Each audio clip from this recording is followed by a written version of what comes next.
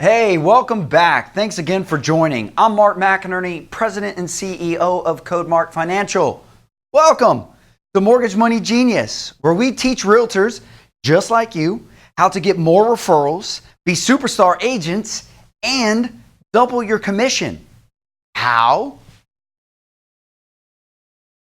By teaching you everything inside the Realtor Code. Also, we go ahead and teach you everything inside the mortgage game as well, so you can be ninjas and Jedis in that game too.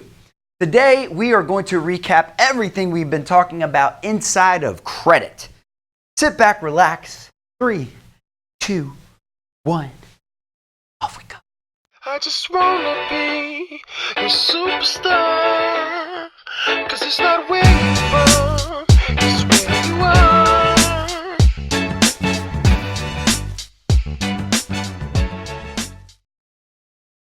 All right. So look, where did all of this start? This all started with the conversation about pre-qualified and pre-approved. My friend, the whole mortgage and arguably your real estate transaction lives and dies at the very beginning of a buyer being pre-qualified and then becoming pre-approved.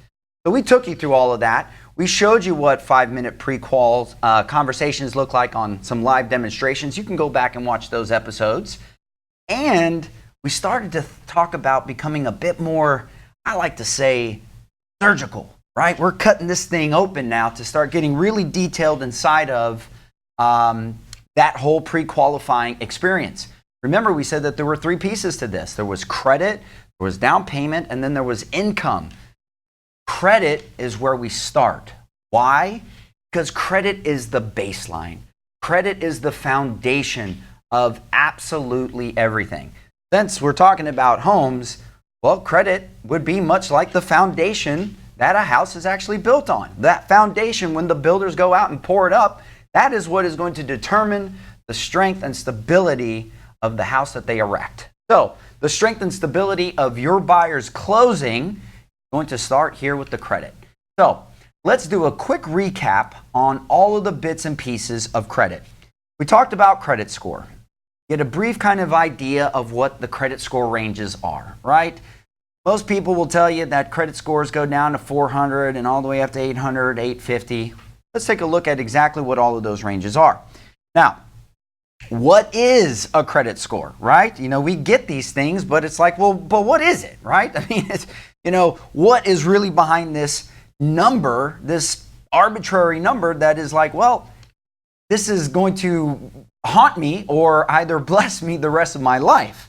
Well, a credit score is going to be based off of accounts, right? These accounts, these lines of credits, these installment loans, things like that, and how you report on them. How do you report on them? Well, it's the activity that you use on those cards, right? How often are you using them? You might abuse them? Are you going over the limit? Are you staying well within the limit? Are you kind of somewhere in the middle?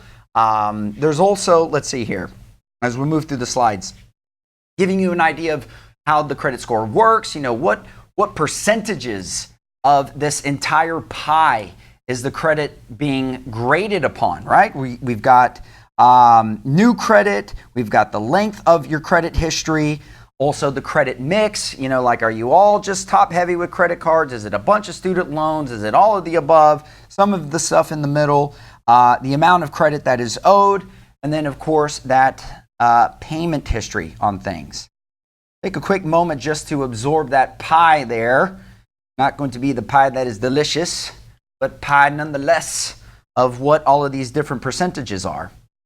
Now, inside of our game, mutually, the real estate transaction, the score that the lenders, guys like myself, are actually looking for, or at least the lenders that we take the loans to, are looking for this FICO score.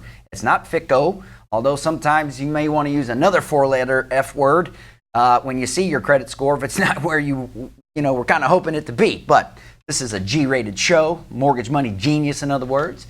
Nonetheless, this FICO score is kind of that score that, well, we're going to need. What is FICO exactly, right? So Fair Isaac Corporation created once upon a time, blah, blah, blah. This is where you start tuning out. You're right. It doesn't matter. But it's the score that they're using. And FICO has their own, let's just say, pie chart as well, with a legend that says this is what is deemed a good, exceptional, awesome, super duper awesome, or as I did before, the wah kind of ranges of scores. So take a look at that. It's interesting to actually see as well that based off of what Experian, which is one of the credit bureaus that the scores are pulled from, shows that more than half, almost 70%, right? 2/3 of Americans are in this range that is deemed good. 670 to 739, okay? And so it's interesting, right? Like a lot of people are like, hey, Mark, I got a 700 credit score. And they think that that's like exceptional. Fortunately, it just isn't anymore. 700 just doesn't hold the same weight that it used to once upon a time. Again, this has to do with a lot of the things that took place back in 07 and 08 when we experienced the recession because of the implosion of a lot of bad and poor mortgages that were written. And of course, very kind of laxed lending guidelines back then. Of course, they have fixed and rectified this problem. And by doing so, they have kind of said, you know what? 700 ain't that good anymore. 750 is a little bit better, and so on and so forth. So take another look there again at what that pie might look like and where you might fall on that scale. And also just to be familiar with what that circle looks like, especially since most people now have access to their credit scores through a lot of these online free credit pulling services and have at least a general idea of what their credit score actually looks like.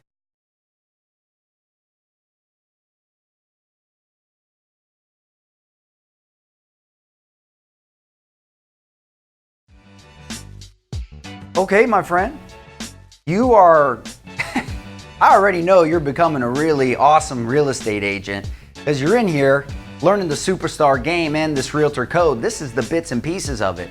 My goodness, I'm gonna have you consider something.